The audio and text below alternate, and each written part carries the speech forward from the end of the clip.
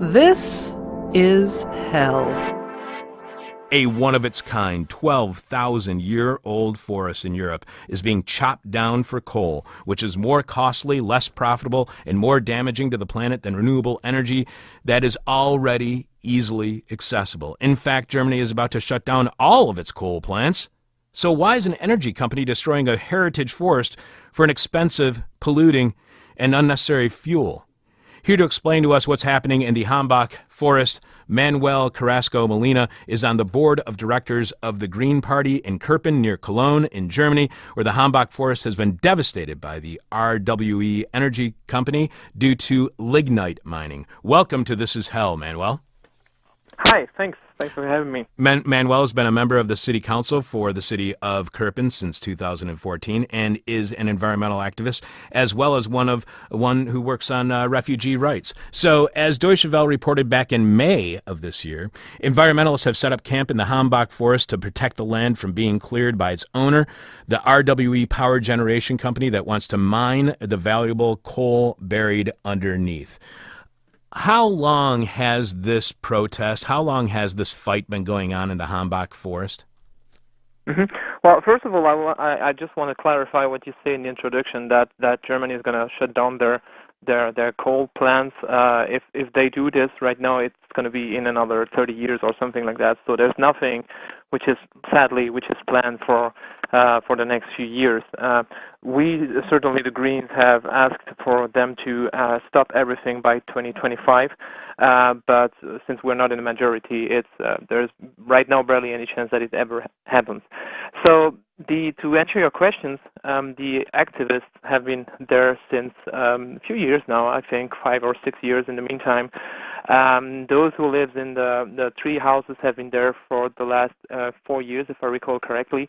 They installed in about 2012, and before that there had been 2 others, basically camps in the forest, which had been teared down by RWE. And obviously in conjunction with the police, and so that's how long they've been there. But the situation has escalated over the years, and right now the biggest problem we have since like about 2 weeks is that they reached a point which we call the red line, which is basically the old highway that they have moved, because that's also something which is very interesting. Turns out they have the power to move a highway because of the expansion of the coal mine, and we always wanted them to stop at the old highway and be done with it. Obviously, they have all the rights to do it the way they want from a justice point of view. So that's what they did, and now they reached the point where they actually go further, and it's not exactly what we are all willing actually.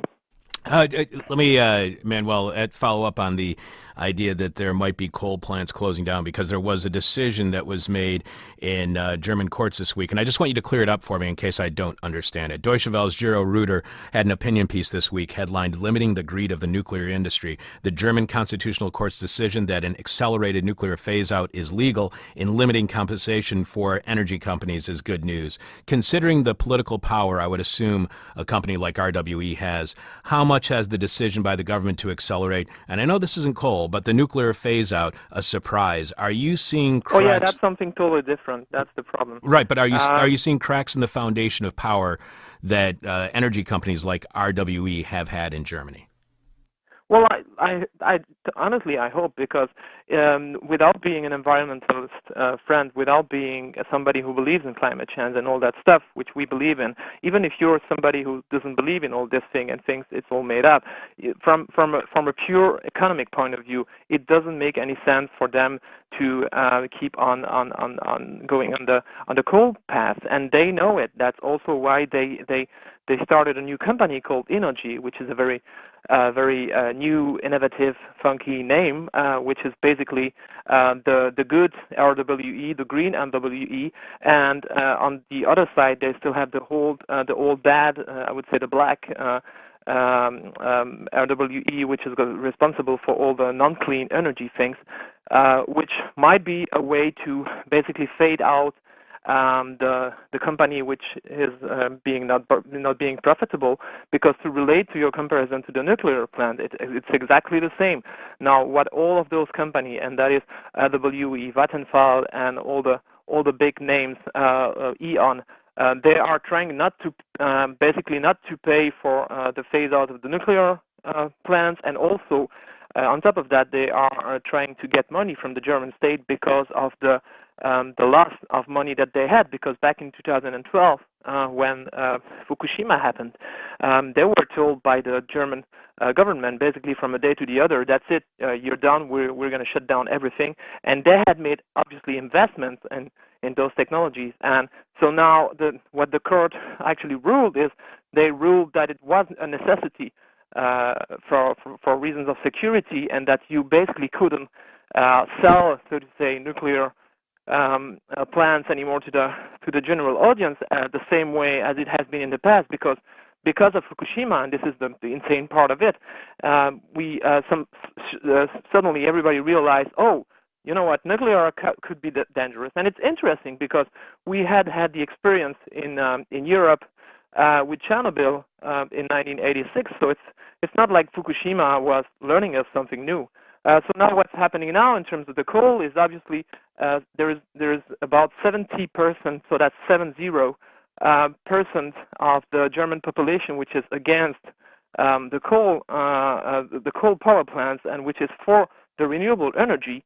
But obviously some people, and especially in the region where I live, are very dependent on this big company and are not really seeing it, and are not really, understanding the basic problem, the basic gist of it, and the many problems that it engenders, like obviously losing the forest and losing all those villages, but also the pure CO2, like the pure production of carbon in the atmosphere and stuff like that. So the general public is luckily not seeing it anymore as it was seeing it 20 years ago. But it still doesn't stop RWE from doing it the way they want to do it, and obviously the way they are allowed to do it from a pure justice point of view, which is the problem. Again, this is Deutsche Welle's Gero Reuter. He writes, again in his opinion piece, what's even more positive and groundbreaking is the legal reasoning behind the ruling. Germany's constitutional court stressed several times that it attaches great importance to the protection of life, health, and natural resources, and to the minimization of risks through the use of nuclear energy. Again, this is nuclear energy, but still, here's where Reuter continues. It also said this could lead to an even faster nuclear phase-out, and that the German government could change its law after the fact. Thinking into the future, this decision could set a precedent for legal support to Germany being on the necessary path to withdraw from coal-powered electricity and to shorten the long-term operating license power companies retain for mining lignite, which is the brown coal that RWE is trying to get from the Hambach Forest. So how much hope do you have? How much hope does this decision give you for coal's future in Germany to be limited? See, at the end of the day, it's always the same. That's people have the power in their hand, and the power comes with voting. In Germany, we have right now a government which is ruled by the CDU from Angela Merkel and by the socialists. So it's what we call, from a political point of view, black-red. But on the region where I live, which is NRW, North Rhine-Westphalia, which is I believe the second biggest region after Bayern, if I remember correctly, which is definitely the region where all the lignite is. And produces about, I think, if I recall correctly, 30% of the whole energy for Germany. This region is politically it's a red-green region. So it's the CDU from Angela Merkel is not involved in our region, at least on a state level. These are the socialists and we green. The problem is obviously the socialists are a bigger number. They are more important, and they have a big background of supporting RWE and lignite. So my people at the region, at the state level, are trying to make a move in the direction of clean energy, but they are constantly blocked by the people in place in terms of one of the two big parties. So if we would have more power at this region, at this level, we would be able to do more stuff. Now, I'm not saying they did everything right, because obviously Greens were involved partly in some decisions in the past which could have been done potentially another way. But what I'm saying is that we constantly have people from my party in the Hambach Forest trying to discuss with the people over there, trying to discuss with RWE as well, which is, believe me, probably not the funniest job ever. It probably makes it's probably totally unfun, but it's the only way to kind of try to find a solution. Right. And also try to speak with the police also, because the police is highly involved in the tensions that are there, and they are obviously, because it's their job, they are there to be between the activists and RWE. And to my opinion, the problem is they are there to defend interest of everything, and they have to do it. But the problem is sometimes we understand badly what the interest of everybody is, and that's also the way people are still justifying lignite, is because they justify it as we need it to keep the level of power as good enough so that it's good for everybody, so that everybody has electricity, and that's what's seen as the good for everybody. Now, the whole thing about having trees and having still keeping our old villages and not destroying churches which are 1,000 years old and yada yada yada, that's something that people don't see as the general interest, because they see it on a more very short term, how much power is getting out of your power outlet, and so yeah, that's kind of a big problem.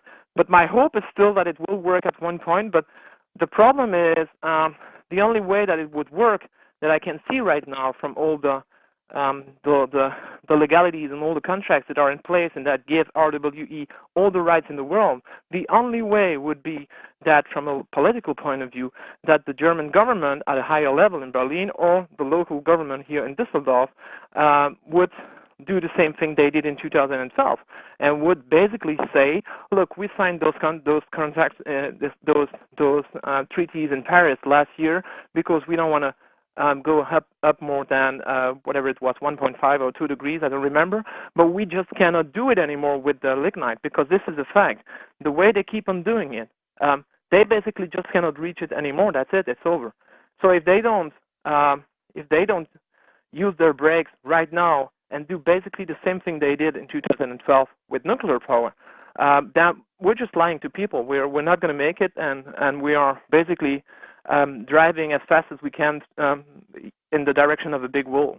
I saw a quote by at Deutsche Welle by a Michael Zobel, a Hambach Forest tour guide, saying that while Hambach Forest is not all old growth, it is a forest that dates back to the Ice Age, 12,000 years ago, with people leaving their imprint on it over the millennia. He says it is a special forest. It is a one-of-a-kind forest in Europe because of the amount of biodiversity. So how did RWE end up owning this forest? How did a private company end up owning public land that is so environmentally important?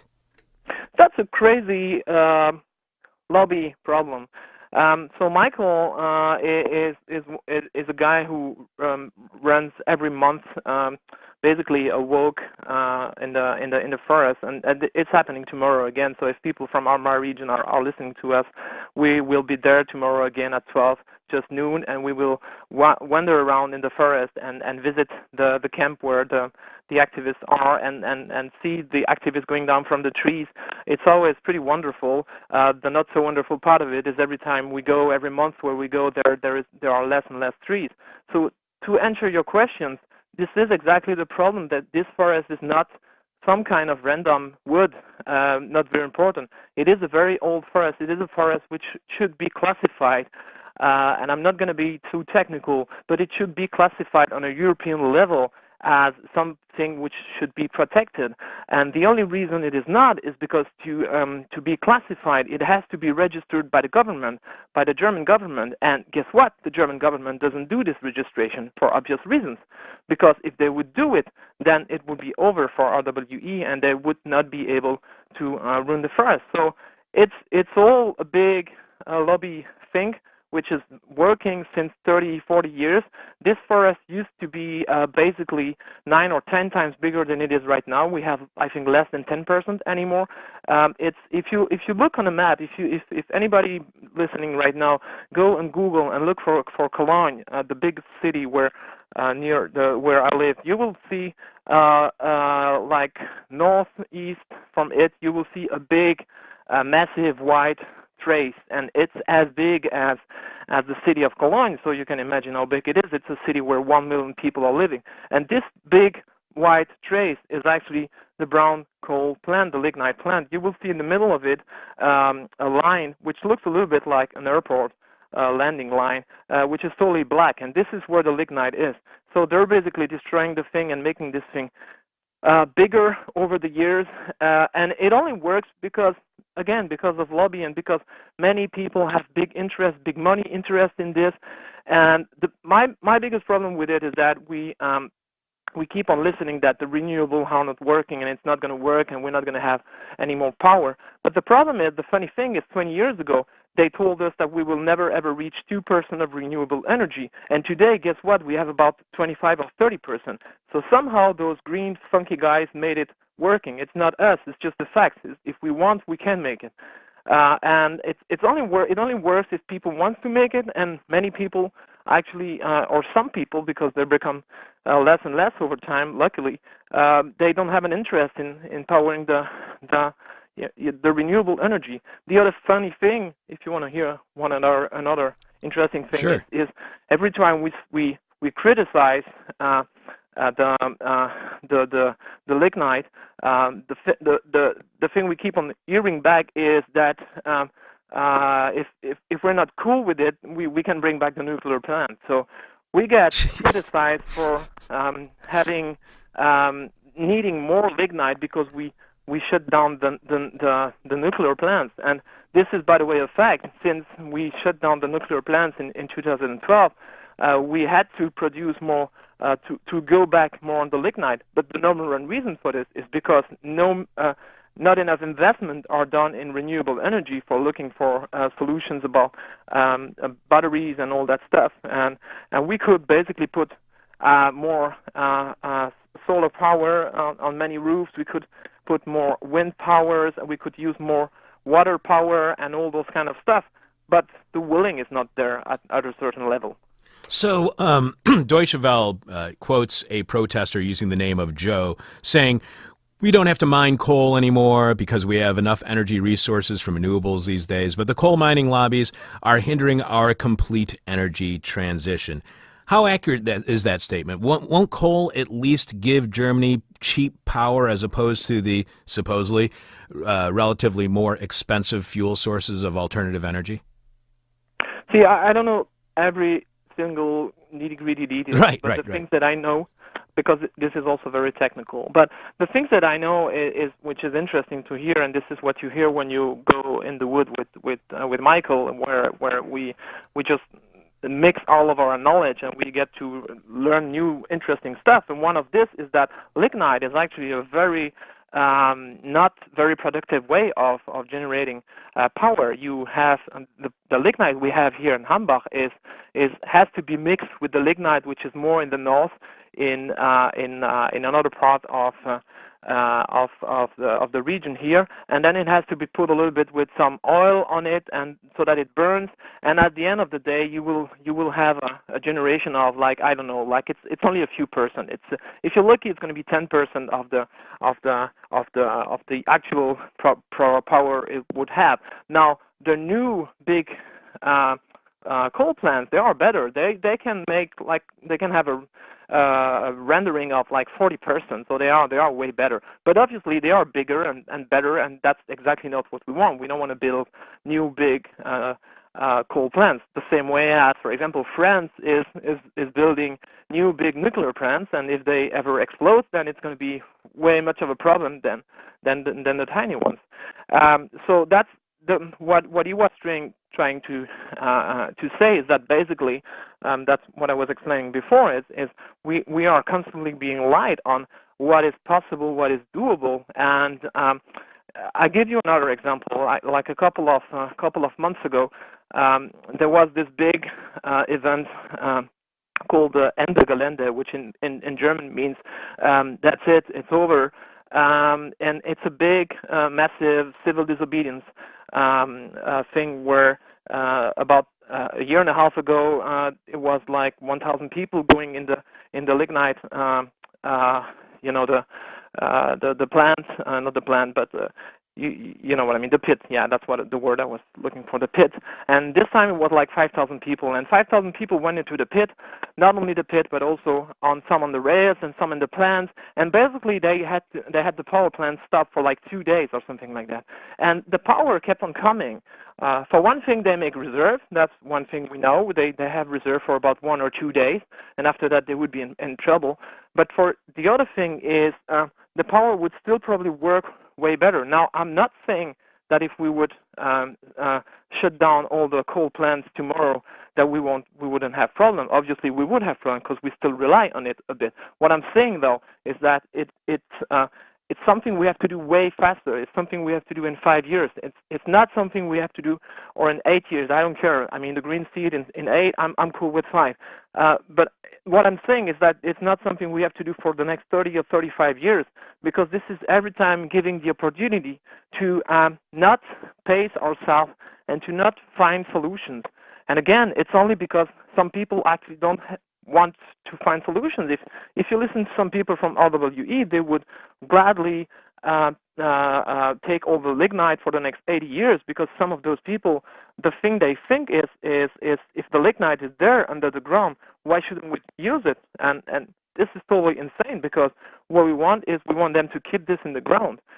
This is where it belongs, and releasing it actually produces CO2, and this is actually the crazy thing of it.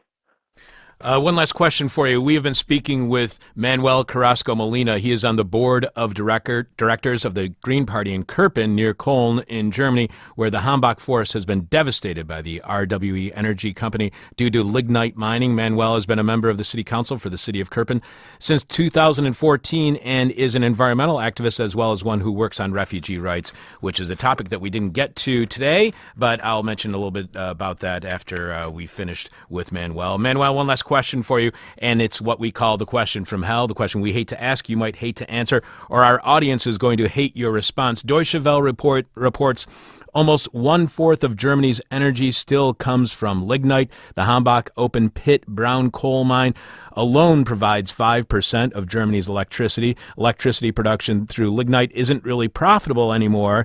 There's hardly any money to be made with lignite these days. In fact, renewable energy could completely replace emissions-intense lignite, which is also the German government's plan. Only a few weeks ago, it finally reached an agreement on a climate change action plan. The plan stipulates that by 2015, Germany will reduce its greenhouse gas emissions by 80 to 95%. In order to reach this goal, virtually all coal-fired power plants would have to be shut down. After all, one of the biggest climate challenges in Germany is power generation, which creates 40% of all greenhouse gas emissions. A new commission set up by the government is supposed to plan out the reduction of coal-fired power generation after Germany's federal elections in 2017. So it's not profitable.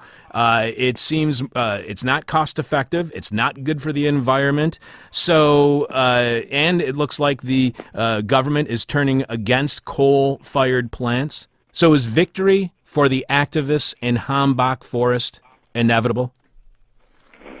It is inevitable, but if the victory comes once we don't have the Hambach Forest anymore, once we don't have the beautiful village of Mannheim here, which is 1,000-year-old village, and once other things are done by RWE, then that victory will feel really, really bad, taste really, really bad. We will be definitely on the side of the people winning at one time, but I really kind of hate that we always win and that everybody understand why we did this whole thing when it's actually too late. Same thing with nuclear, and same thing with tons of other stuff. So I'm calling on all those people. Think about the future. Think about your kids, and just think from a simple egoistic point of view that it doesn't make any sense. The whole world is now changing in this direction, and so let's make this whole thing together, and let's keep the little tiny part of Hambach we have, and then everybody will be happy and everything will be nice. Manuel, a real pleasure having you on the show this week. Thank you so much for introducing probably all of the United States to what's happening in the Hambach Forest, because I'm sure that this isn't being covered by anybody else. Thank you. I'm sure you will mention the blog of the activists. This is where a lot of information can be found. And other than that, just Google, looking on the search engine for Hambach Forest will give you some hints at what's happening here. And hopefully we can be a role model for other countries, but right now it looks a little bit bad. Well, we'll definitely stay in touch, Manuel. Enjoy the rest of your day. Thank you so much. Take care. Bye. Bye.